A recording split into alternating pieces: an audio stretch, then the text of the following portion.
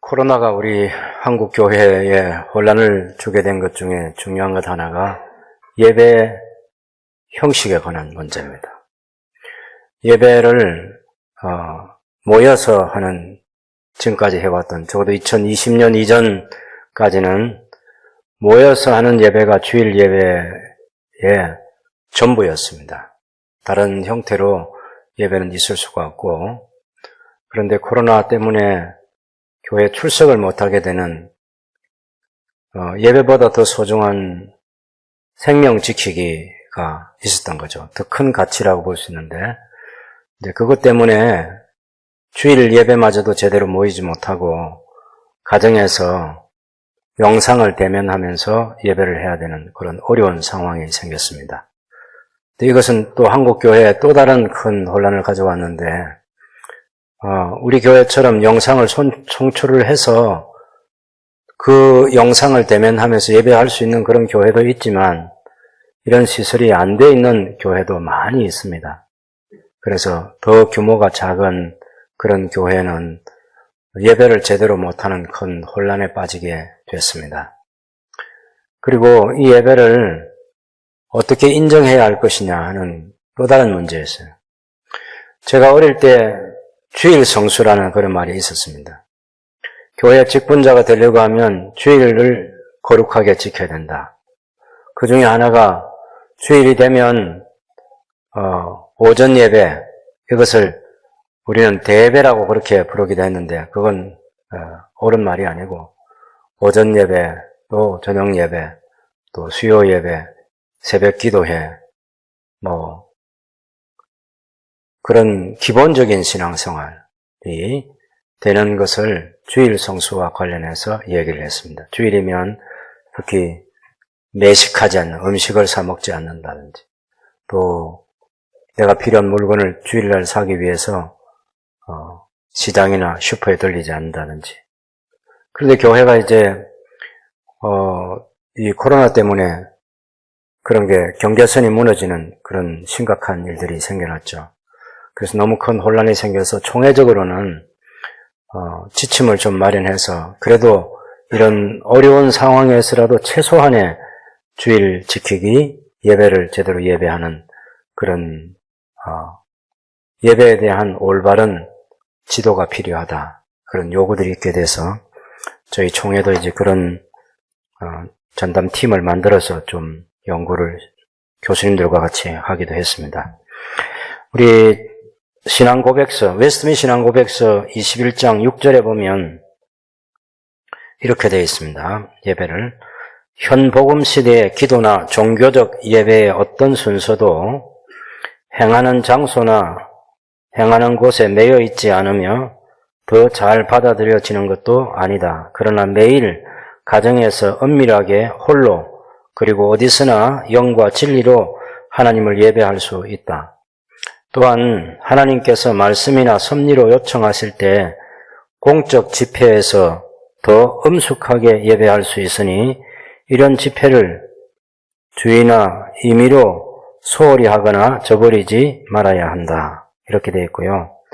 또 그 신앙 고백서에 근거해서 우리 헌법에서 예배 지침을 만드는 게 있는데 거기 보면 제1장 2조에 예배는 예수 그리스도를 믿음으로 구원받고 하나님의 자녀가 된 신자들이 하나님의 은혜에 보답하는 대표적인 행위이며 시간과 공간을 초월하신 하나님은 무소부재하심으로 신자들은 언제 어디서든지 예배할 수 있으나 특별히 성별된 장소에서 주님이 부활하신 날에 함께 모여 공동으로 예배드리는 것이 마땅하다. 이렇게 되어 있습니다.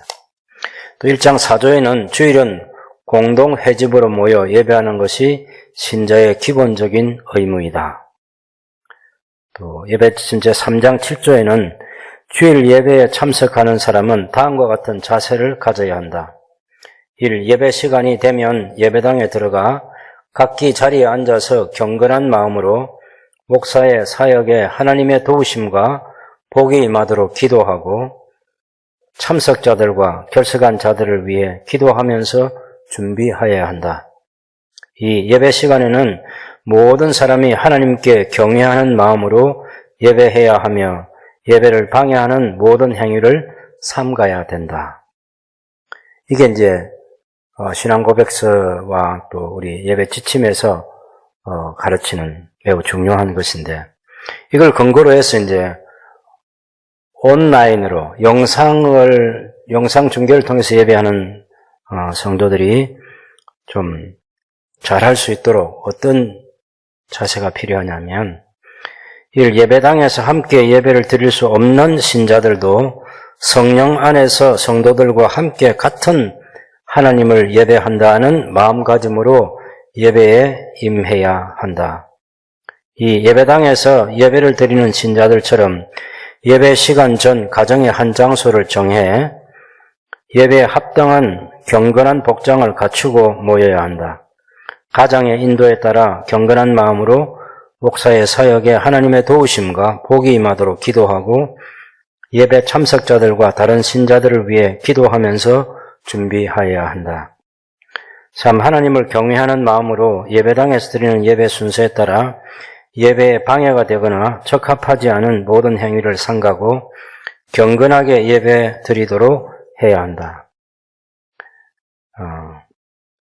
이렇게 경건하게 예배를 드릴 때 비록 성도들 모두가 한 장소에 있지 않지만 공간을 초월하시는 하나님께서 모든 신자 가운데 함께 하시며 성령 안에서 말씀과 기도의 교제를 누리게 하시고 풍성한 은혜를 내려주실 것이다. 4. 신자들이 예배당에서 드리는 예배 시간과 같은 시간에 함께 예배 드리도록 해야 한다.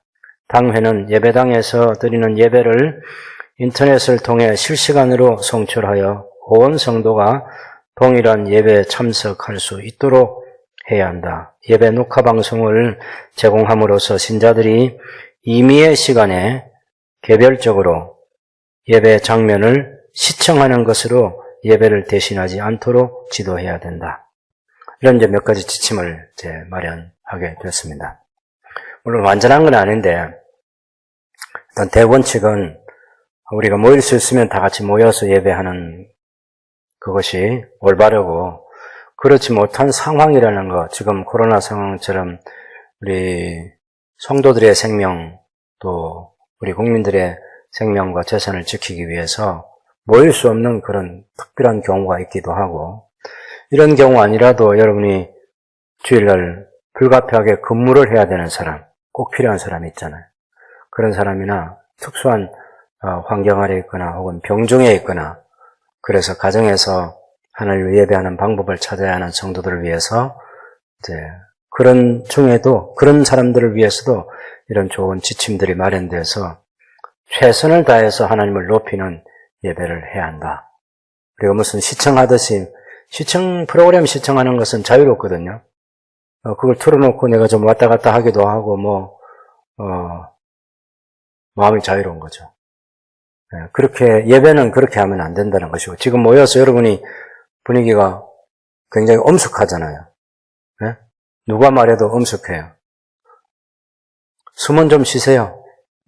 네, 마스크 안에 있어서 제가 잘 보기가 어렵긴 하지만, 그래도 여러분이 자유로움 가운데서도 엄숙하게 하나님을 예배하는 것처럼 영상을 대면할 때도, 영상 대면 예배를 할 때도 그런 엄숙함을 가질 필요가 있다 생각이 됩니다.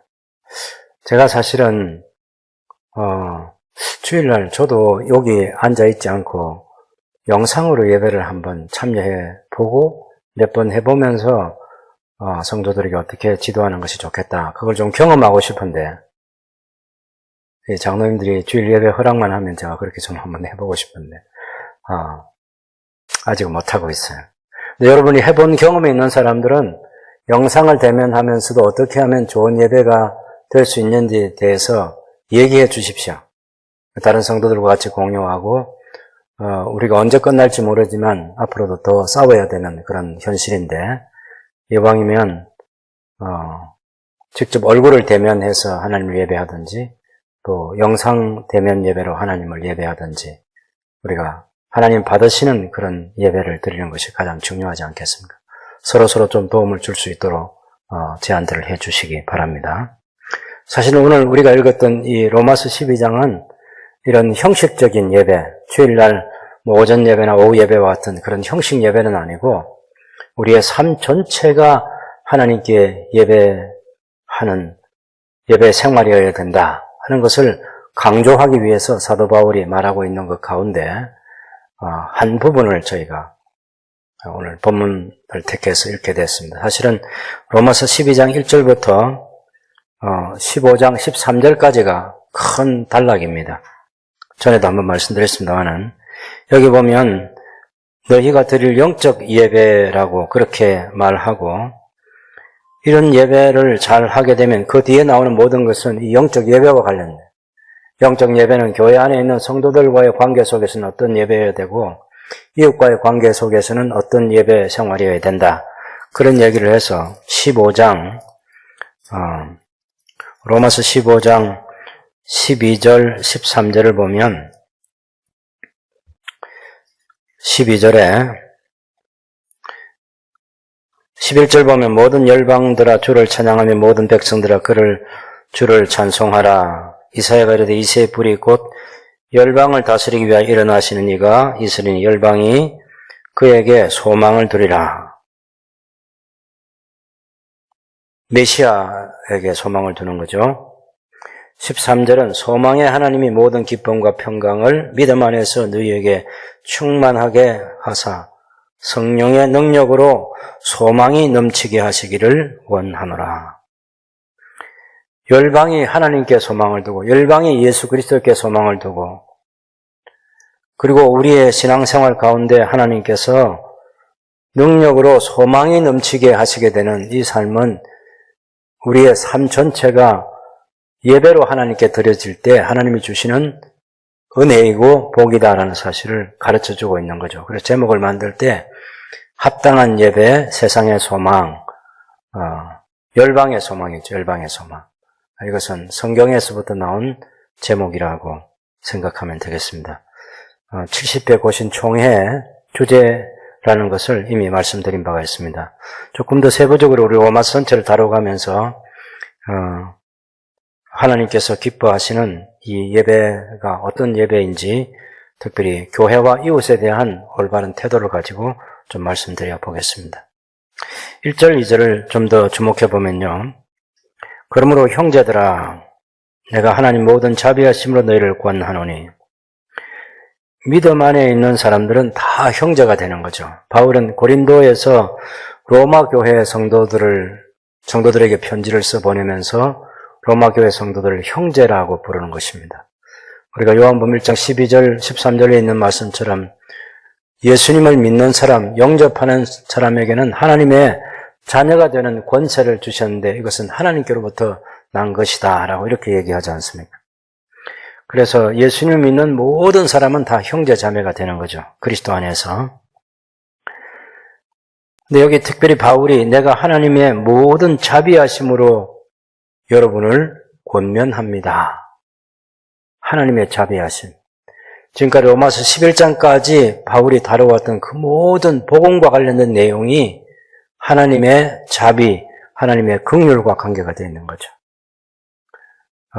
믿는 자에게 구원을 주시는 하나님의 능력이 그것이 복음인데 그것 또한 유대인에게나 이방인에게나 똑같이 믿는 자들에게 동일하게 주시는 하나님의 은혜이기 때문에 그것이 하나님의 자비이고 또 로마서 1장 18절에서 3장 20절까지 있는 말씀처럼 인간의 범죄한 모든 죄를 책임져 주시는 하나님의 은혜가 복음인 거죠. 3장 21절부터 8장까지는 믿음으로 예수님을 믿는 믿음으로 얻는 구원에 대해서 얘기하는 로마 3장 21절과 4장 25절까지 거기서 예수님을 믿음으로 의롭다함을 받는 하나님의 의에 대해서 그걸 복음으로 얘기하고 나서 그 의롭다함을 받은 성도가 누릴 수 있는 복이 무엇인가를 5장에서 8장까지 얘기하고 있습니다. 그 다음에 9장과 11장에 와서는 특별히 불순종하는 이방인들이 어떻게 구원을 받았는지, 불순종하는 이스라엘이 어떻게 구원을 받았는지 그것을 한 번 더 강조해서 얘기합니다. 잠깐 한번 보실까요? 여러분 9장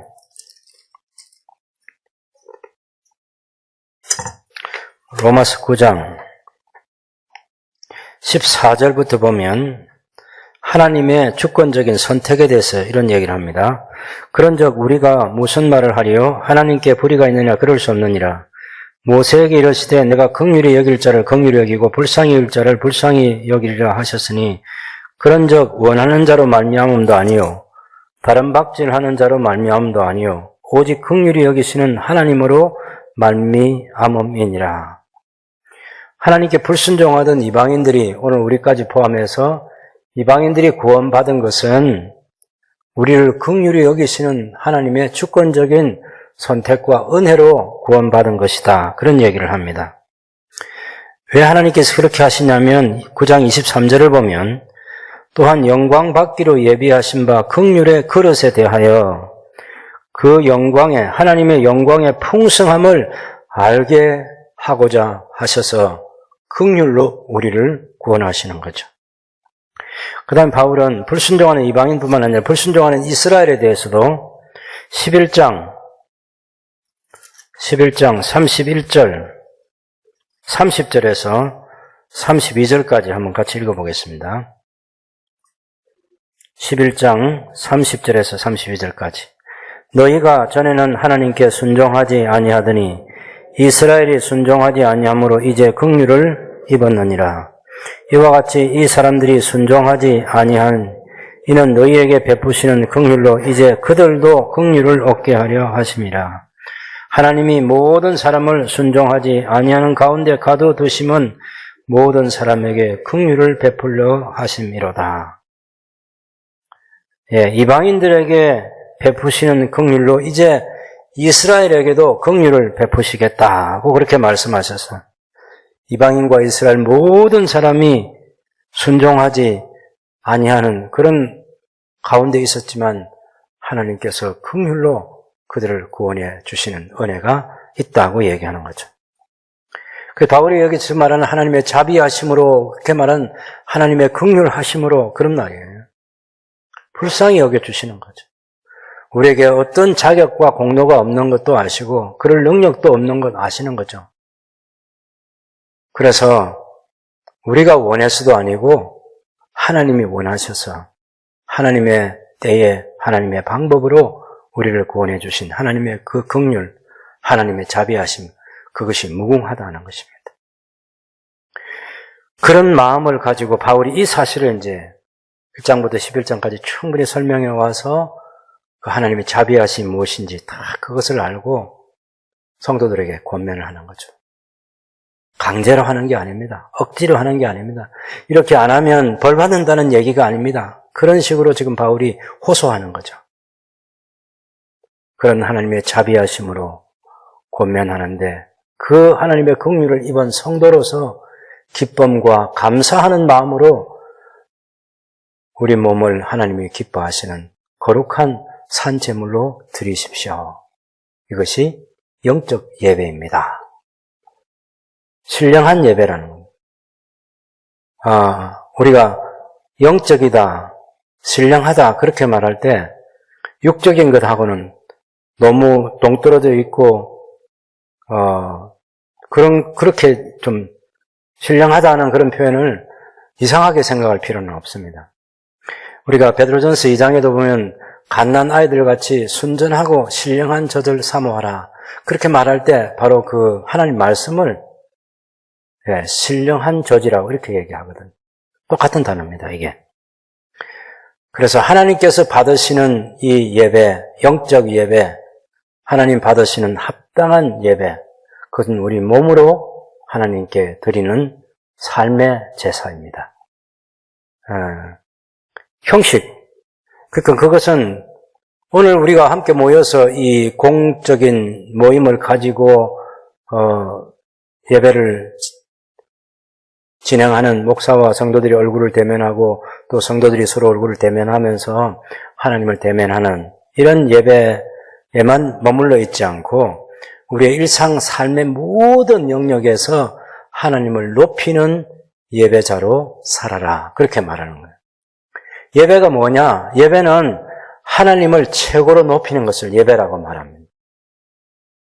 그러면 삶에서 예배한다고 말하면 우리의 가정생활에서 하나님을 최고로 높이는 것, 우리의 직장과 사업터에서 하나님을 최고로 높이는 것, 우리 교회 생활에서 혹은 학생들 같으면 학교 생활에서 하나님을 최고로 높일 때 그 하고 있는 일이 예배가 된다고 성경은 가르치고 있는 것입니다. 교회 안에서 우리가 하나님께서 우리에게 주신 은사를 가지고 그것을 봉사할 때 그 예배가 되는 거죠. 우리의 삶의 모든 내용 전체가 하나님으로 높이는 마음과 태도를 가지고 살아갈 때 그것이 영적 예배가 된다고 그렇게 말합니다. 그것을 그렇게 하기 위해서는 우리가 마음을 새롭게 함으로 변화를 받아서 하나님의 기뻐하시고 온전한 뜻이 무엇인지 분별하는 노력들을 계속해서 해야죠. 이것은 하나님이 하나님이 기뻐하신다. 저것은 하나님께서 기뻐하지 않으신다. 저거는 세상적이다. 그런 것들은 우리가 버리고 하나님이 기쁘신 뜻을 쫓아서 살아갈 때 그건 하나님이 받으시는 예배가 된다고 말하는 거죠. 너희는 이 세대를 본받지 말고 오직 마음을 새롭게 함으로 변화를 받아 하나님의 선하시고 기뻐하시고 온전하신 뜻이 무엇인지 분별하도록 하라. 이런 예배자로 살아갈 때 우리가 마음이 새롭게 되는 것은 날마다 새롭게 돼요. 우리가 양심적이 성경적 중생한 신자의 성경적 양심으로 살아가는 것도 날마다 그렇게 변화해야 되는 것이고, 우리가 믿음으로 살아가는 것도 어제의 믿음이 아닌 오늘의 믿음으로 살아가는 것. 다시 얘기하면 오늘 새로운 마음으로 살아가고 오늘 새로운 믿음으로 살아가는 것. 어제 마음, 어제 마음. 어제 믿음, 어제 믿음이에요.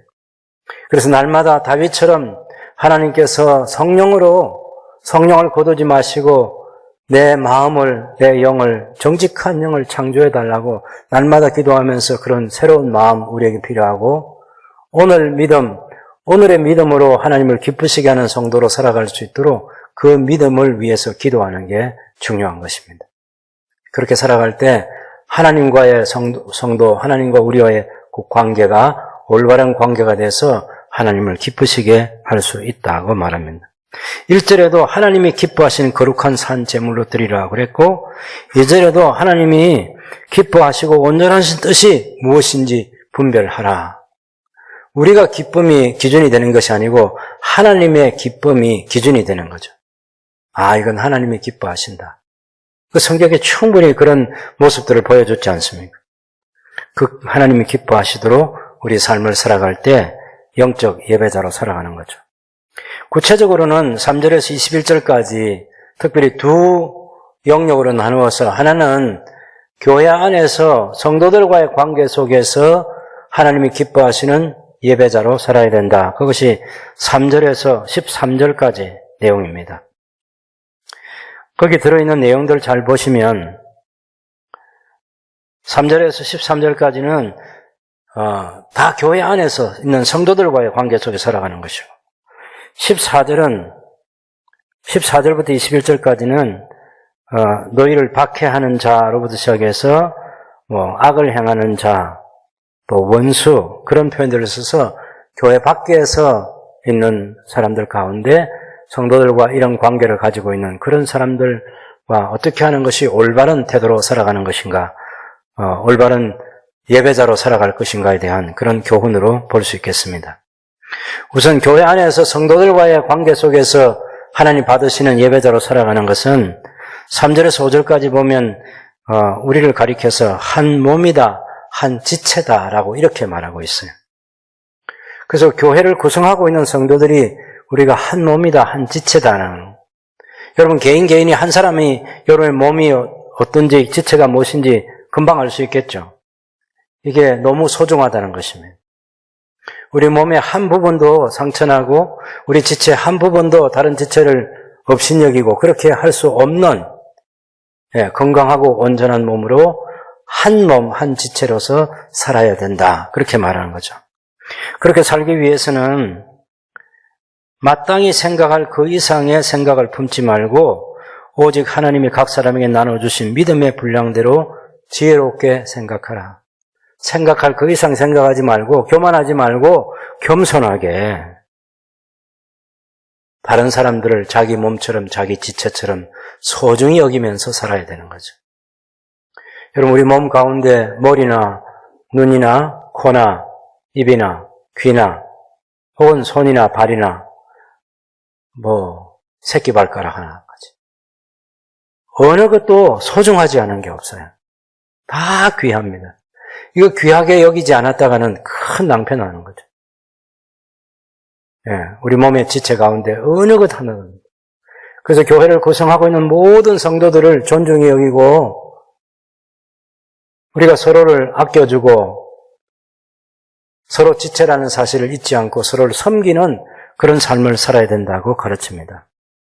5절은 이와 같이 우리 많은 사람이 그리스도 안에서 한 몸이 되어 서로 지체가 되었느니라. 한 몸이 되어 서로 지체가 된 서로를 섬겨줘야 된다는 것입니다. 여러분, 그렇지 않습니까? 우리 머리가 모든 걸 다 하지 않아요. 눈이 모든 걸 다 하지 않아요. 입이 모든 걸 다 하지 않아요. 발이 모든 걸 다 하지 않아요. 손이 모든 걸 다 하지 않아요. 서로 도와서 여기까지 우리가 살아왔어요. 그래서 서로 지체된 한 몸, 한 지체로서 서로를 섬기는 그런 삶을 살아야 된다고 가르칩니다. 하나님께서 이 지체를 서로 섬기도록 하기 위해서 주신 은혜가 있어요. 그것이 뭐냐면 모든 사람에게 다른 사람이 갖지 않는 은사와 재능들, 직분 이런 걸 주셨어요. 그것이 6절에서 8절까지 있는 내용입니다. 우리에게 주신 은혜대로 받은 은사가 각각 다른데 예언이면 믿음의 분수대로, 섬기는 일이면 섬기는 일로, 가르치는 자면 가르치는 일로, 혹 위로하는 자면 위로하는 일로, 구제하는 자는 성실함으로, 다스리는 자는 부지런함으로, 긍휼을 베푸는 자는 즐거움으로 할 것이니라. 우리가 흔히 말하는 꼭 예언의 은사, 믿음의 은사, 말씀의 은사, 병 고치는 은사, 통역의 은사, 방언의 은사는 그렇게만 한정지어서 생각하지 말고 하나님의 교회를 섬기는데 필요한 모든 하나님의 은사, 그걸 하나님께서 우리 각 사람에게 주셔서 서로를 섬기도록 해 주셨다는 것을 잊지 말라는 것입니다. 직분도 장로님, 집사님, 권사님 이런 직분만 있는 게 아니라 우리가 찬양대, 할례 찬양대에서 직분, 그로레 찬양대에서 직분, 주일학교 교사로서의 직분, 또 SFC 중고등부 교사로서의 직분, 이 직분도 또 각 사역팀에서 자기가 맡은 그 직분, 전도팀, 기도팀, 예배 안내팀, 또 새가족팀, 이런 거 있잖아요. 이웃사랑팀, 구제팀. 그런데 그곳에서 우리가 봉사할 수 있도록 그런 직분도 하나님 주신 거죠. 왜 다 이렇게 하셨냐? 교회를 교회되게 하기 위해서 서로 섬기라고 주신 직분이고 은사입니다. 그런 은사 가지고 나는 이런 은사를 가지고 있으니 나 같은 은사를 가지지 않는 사람을 업신여기고 그러면 안 되는 거죠. 예, 머리가 발가락을 업신여기면 안 되는 거예요. 손이 발을 업신여기면 안 되는 거예요. 아주 소중하게 관리하고 닦아주고 그래야 건강하게 살아갈 수 있어요. 똑같습니다, 원리는. 우리 몸의 기능과 교회에서 하나님께서 우리 각 사람에게 주신 은사와 재능과 직분과 이것들을 가지고 서로 섬기라고 주신, 그럴 때 새순교회는 건강한 교회가 될 수 있을 것입니다. 누구도 가볍게 생각하지 않는 모든 사람을 존중하고 존경하고 섬기는 거죠.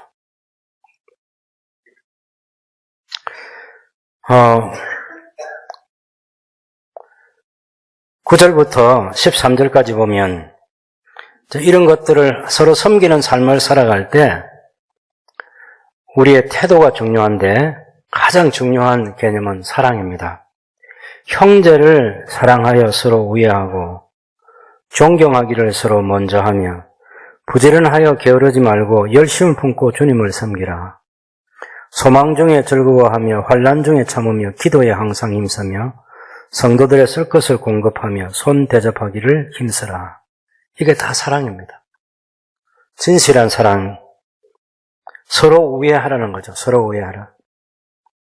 존경하기를 서로 먼저 하고 내가 저 사람 상대방을 존경하는지 안 하는지는 나도 알지만 상대방도 알아요. 상대방도 압니다. 제가 여러분을 존중하는지 안 하는지는 여러분이 알고, 여러분이 저를 존중하는지는 제가 알아요. 그거 숨길 수 없도록 하나님께서 장치를 다 해두셨어요. 그래서 연약한 사람들, 그런 누구도 우리가 업신여기지 않고 존중하고, 혹 힘이 없어서 말을 적게 하는 사람도 있을 수 있고, 또 말이 어눌한 사람도 있을 수 있고, 그럴 때라도 귀 기울여주고 들어주고 주변을 조용하게 시키고 다시 얘기 달라 하고 확인하고, 그래서 정확하게 뜻이 전달되면 뭘 도와줄 건지를 생각할 만큼 그 서로를 존중해야 한다. 존중하기를 서로 먼저 하고, 부지런하여 게으르지 말아야죠. 교회 생활에서 하나님께 주신 은사를 우리가 사용할 때 부지런하여 게으르지 말고 열심을 품고 주님을 섬기는 그런 삶의 태도가 우리에게 필요합니다. 소망 중에 즐거워하고 환난 중에 참고 기도에 항상 힘쓰고, 쉽지 않습니다만은 그래도 신앙생활에는 소망이 있습니다. 소망. 하나님께서 우리를 위해서 예배해 두신 소망이 있어요. 사람이 무너뜨릴 수 없는, 뺏어갈 수 없는 하나님께서 예배해 주신 소망이 있습니다. 그 소망 때문에 즐거워해야 되고, 그 소망 때문에 환난 중에도 참는 것이고, 그 소망 이루어질 것, 그날 때문에 기도하는 것이고. 여러분, 낙심하거나 좌절하지 마십시오. 지금이 우리 인생의 끝이 아니고 하나님께서 우리를 다듬으시고 새롭게 하셔서 반드시 하나님께서 예비하신 그 소망 여러분의 품에 안겨주실 줄 믿습니다. 소망이 있습니다. 소망을 가지세요. 희망을 품고 살아가는데 맞다, 언젠가는 이루어지겠지, 막연한 그런 희망 아닙니다. 하나님께서 우리 손에 쥐어주시는, 하나님이 예비하신 그 소망이에요. 반드시 주게 될 소망입니다. 그것을 바라보고 즐거워하고, 즐거워할 수 없는 상황에도 즐거워하고 환난 중에도 참고 기도에 힘쓰면서 살아야 되겠습니다. 혹 우리 가운데 생존 자체가 위협을 받는 성도들이 있으면 그들에게 쓸 것을 공급해 주는 일 또한 우리가 함께 해야 할 일입니다. 성도들의 쓸 것을 공급하고 손 대접하기를 힘쓰라. 이번에 합천에 그 등대교회 사택에 불이 나가지고, 그 또한 우리 긴급 구호팀에서 가서 돌아보고 왔지만, 우리 총회적으로도 돌아보고, 그렇게 해서 가장 겨울철인데 집이 없어져 버렸으니 어떻게 살아갈 수 있도록 집을 마련해 줘야죠. 그런 것도 성도들의 쓸 것을 공급해 주는 거죠. 우리가 같이 공급해 주는 것입니다.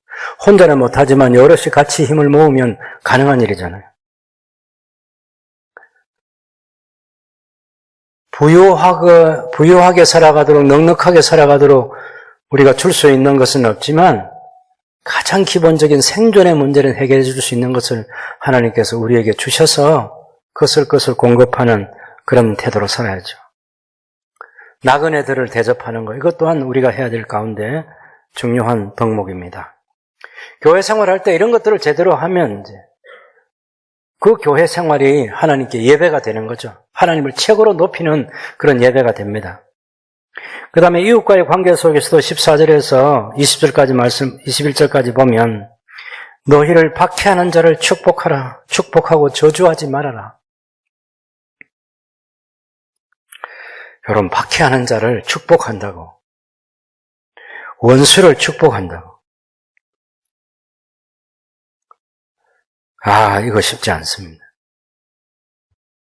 그런데 성경은 원수를 사랑하라고 합니다. 예수님께서도 원수를 사랑하라고 하셨어요. 사도 바울도 원수를 사랑하라고 하셨어요. 핍박자를 축복하라고. AD 64년까지는 유대교로부터 교회가 핍박을 받았습니다. AD 64년 이후에는 로마 제국으로부터 핍박을 받았습니다. 지금도 전 세계 교회가 완전한 신앙의 자유를 누리고 있는 국가는 많지 않습니다. 한국도 앞으로 어떻게 될지 모르겠습니다. 아직은 정부가 교회를 핍박하고 그러지는 않아요. 너무 예민해가지고 여러분 가운데 분노를 많이 가진 분들이 혹 있을지 모르겠는데, 어떤 사람은 대통령 생각하면 열 오른다 하고, 정부가 하고 있는 걸 보면 열이 올라가지고 어쩌지 못하고 이런 분도 있는데, 저는 교회를 직접 박해하지 않습니다. 코로나에 대한 것은 여러 얘기들이 가능하지만, 그래도 큰 틀은 어떻게 하든지 국민들의 전체 건강을 지켜서 빨리 이것을 끝내야 된다는 그 큰 틀 속에 있는 거지, 세세하게 들어와가지고 교회를 완전히 분해해가지고 없애기 위한 그런, 아직까지는 우리 정부가 그렇지 않습니다, 여러분. 그런데 제가 중국의 얘기는 들었어요. 중국 교회 얘기.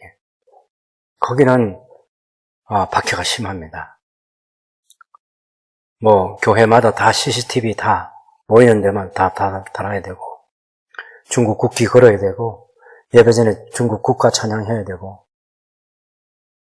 중국은 공산당이 제일 중요합니다. 하나님부터 중요합니다. 그래서 어떤 찬송 부를 수 있고, 어떤 찬송 못 부르고, 또 설교도 성경이라고 해서 다 얘기 못하고, 부활 같은 그런 거 하면 안 되고, 십자가를 내리고, 또 예배 자유를 위해서 그 예배하는 사람들 잡아가기도 하고 감옥에 넣기도 하고, 그런 건 박해, 핍박입니다. 근데 전 세계 생각보다는 많은 나라에서 예배 생활을 한다는 것, 신앙 생활을 한다는 것은 핍박받으며 살아가고 있습니다. 어떤 불교권 나라에서 가능하고 모슬렘권에서도 역시 그런 일이 있고요. 핍박받는 거죠. 근데 그런 핍박을 받으면서도 핍박하는 자를 축복하라고, 원수를 축복하라고, 저주하지 말라. 우리 앞길을 가로막는 사람까지 용서하고 축복해야 되는데, 이게 성경이 우리에게 가르치는 것입니다. 저주하지 말아라. 즐거워하는 자들과 함께 즐거워하고 우는 자들과 함께 올라. 서로 마음을 같이하여 높은 데 마음을 두지 말고 도리어 낮은 데 처하며 스스로 지혜 있는 채 하지 말아라. 겸손하고 겸손하라는 것입니다. 그만하면 안 된다는 것입니다. 이 16절에 있는 거 있잖아요, 이게. 높은 데 마음을 두고 원수를 갚는 거. 특별히 악을 악으로 갚는 것. 이건 역사로 보면 누가 하는 일이냐면은 제국주의를 꿈꾸는 사람들이 하는 일입니다. 제국주의의 탄생은 모든 것을 내가 착취해서 누리겠다는 것입니다. 다른 사람들을 압제하는 거죠. 이건 민주주의가 발전했던 그리스도 마찬가지입니다. 사실 그리스가 제국주의를 꿈꾸기 전에 이미 그 앞에 아수르 제국도 있고 바벨론 제국도 있고 페르시아 제국 때 두 차례에 걸쳐서 큰 전쟁을 경험하지 않습니다. 그래서 아테네가 제국주의를 꿈꿉니다. 델로스 동맹을 맺어가지고 그 동맹의 작은 나라들 그 돈을 다 손에 쥐고 파르테논 신전을 만들고 거기 아테나의 여신을 섬기고 그 힘을 과시하는 거죠. 그래서 남쪽은 남쪽대로 또 펠레폰네스 동맹을 맺어가지고 그리스하고 그 아테네하고 정말 잔인한 전쟁을 하고요.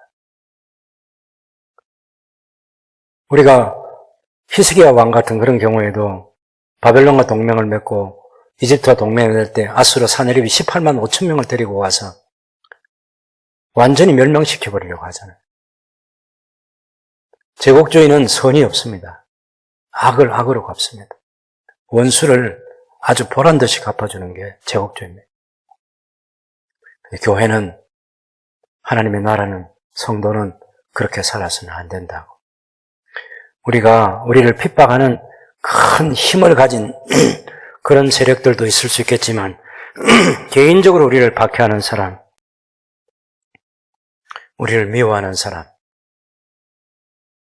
우리를 욕하는 사람, 우리를 멸시하는 사람, 우리 앞길을 가로막는 사람, 그런 사람도 저주하지 말고 축복하라고. 실제로 해보시면 그게 해답입니다. 우리 속에서 분노를 가지고 계속해서 그 분을 참지 못하고 어찌하려고 한다고 해서 해결되는 문제가 아니에요. 우리 사랑하는 형제 자매들 가운데 혹 그런 사람이 있어도 그 사람을 축복해야 합니다. 축복하면 반드시 여러분 마음의 평화도 찾아오고 하나님께서 세상이 줄 수 없는 평화도 주고 능력도 주고 이길 수 있는 힘도 주고 그렇습니다. 여러분들이 그런 간정이 많아지게 되기를 바랍니다. 축복하는 삶. 교만하지 않고 겸손하고 도리어 낮은 대처하고 스스로 지혜 있는 채 하지 말아라. 제일 어리석은 사람이 어떤 사람이냐? 교만한 사람이에요. 교만한 사람, 거만한 사람, 다른 사람을 자기보다 못하게 생각하는 사람. 여러분, 개인차 있습니다. 개인차 있어요. 이를테면 우리 강성모 장로님하고 저하고 누가 월등해요? 네, 대답하지 말아요. 대답하는 거 아니에요. 우리 둘이가 이제 누가 월등한 건지 둘이 내놓고 이제 하면 한 가지씩 내놓을 게 있을 거예요. 근데 어떤 것은 장로님이 낫고 어떤 것은 제가 나을 수 있어요. 근데 여기 이제 교만하지 말라고 하는 것은 상대방이 가지고 있는 내가 갖지 않은 다른 어떤 것 때문에 그 사람을 존중하고 자기를 낮추고 상대방이 가지고 있는 것을 인정해주고 그것을 소중하게 여겨주라는 것입니다. 그럴 때 교만하지 않을 수 있어요. 네, 하나님께서 우리에게 모든 것을 다 똑같게 하지 않았어요. 공평하게 하시기 위해서. 그것을 받아들이셔야 됩니다. 악을 악으로 갚지 말고 모든 사람 앞에서 선한 일을 도모하고 18절은 할 수 있거든 너희는 서로 모든 사람과 더불어 화목하라. 할 수 있거든. 나는 화목하고 싶은데 상대방이 그걸 마음문을 열지 않아. 그 사람이 마음문을 열지 않을 때까지는 화목이 완전히 이루어지지 않아. 그래도 나는 마음문을 열고 화목하려고 하는 거죠. 우리를 내려놓고 내가 먼저 하나님의 음성을 듣는 것입니다. 주님, 제게 주께서 말씀하셨기 때문에 제가 그 사람과 화해하겠습니다. 그런 마음을 갖는 거죠. 근데 상대방이 마음을 열지 않아서 우리가 어쩔 수 없는 그런 상황도 있어요. 그래도 우리는 화목하기 위해서 노력해야 된다고 성경은 가르치고 있습니다. 내 사랑하는 자들아, 너희가 친히 원수를 갚지 말고 하나님의 진노하심에 맡기라. 기록되었을 때 원수 갚는 것이 내게 있으니 내가 갚으리라 하고 주께서 말씀하시느니라. 내 원수가 줄이거든 먹이고 목마르거든 마시게 하라. 그리함으로 내가 숯불을 그 머리에 쌓아 놓으리라. 잠언 25장 21절 22절 말씀을 사도 바울이 인용을 했는데 잠언 25장 21절에 보면 내 원수가 배고파 하거든 음식을 먹이고 목말라 하거든 물을 마시게 하라. 그리하는 것은 핀 숯을 그의 머리에 놓는 것과 일반이요 여호와께서 내게 갚아 주시리라. 여러분, 이 땅에서 제가 물론 성경에 보면 여러 가지 예들이 있을 수 있겠지만 성경에 가장 원수를 잘 갚은 사람이 누구냐 하면 다윗입니다. 다윗. 자기의 전임 왕 사울, 또 인간적으로는 자기 장인어른이잖아요. 예? 사울이 장인어른이고 다윗이 사울의 사위라고. 그런데 왕이고 장인인 이 사울이 오직 권력을 최고로 생각해요. 자기 아들, 자기 딸 다 소용없습니다. 권력을 어떻게 하면 유지하느냐? 자기 사위 다 필요 없어요. 자기가 원하는 대로 권력을 자기가 원하는 사람에게 주어야 돼요. 하나님이 정하셨다. 그거 인정하지 않습니다. 그래서 다윗을 죽이려고. 다윗이 사울을 죽일 수 있는 결정적인 두 번의 기회가 있었는데 안 죽였어요. 여호와께서 기름 부으신 왕을 내 손으로 해야 하는 것을 하나님께서 원하시지 않는다고 하나님께 맡깁니다. 그래서 다윗이 선한데도 악을 행하지 않은데도 악으로 선을 갚는 그 사울의 그 죄악 때문에 그 아들들이 함께 길보아 전투에서 블레셋 사람들에게 죽음을 당하지 않습니까? 만약 다윗이 사울을 죽이고 왕이 됐다면 통일왕국 못 만듭니다. 자기 평생에 전왕을 죽이고 왕이 됐다는 이 오명을 가지고 어떻게 왕국을 제대로 다스릴 수 있겠습니까? 천년 다윗의 모범 어림도 없습니다. 사울을 죽이고 왕은 될 수 있겠죠. 그렇지만 하나님께서 인정해 주시는 그런 왕은 될 수 없는 거예요. 끝까지 참았습니다. 원수 갚는 것을 하나님께 맡긴 거죠. 거기 마지막 20절에 보면 우리가 원수가 줄이거든 먹이고 목마르거든 마시게 하고 잘 대해주면 그럼 상대방이 감동을 받아서 돌아설 수도 있겠죠. 근데 그런데도 상대방이 회개하지 않고 돌아오지 않으면 네가 숯불을 그 머리에 쌓아 놓으리라. 뭐 여러 가지 해석할 수 있겠지만 그러나 그냥 그대로 생각해 보면 됩니다. 여러분 우리 숯불을 우리 머리에 인다고 생각해 보세요. 이만한 숯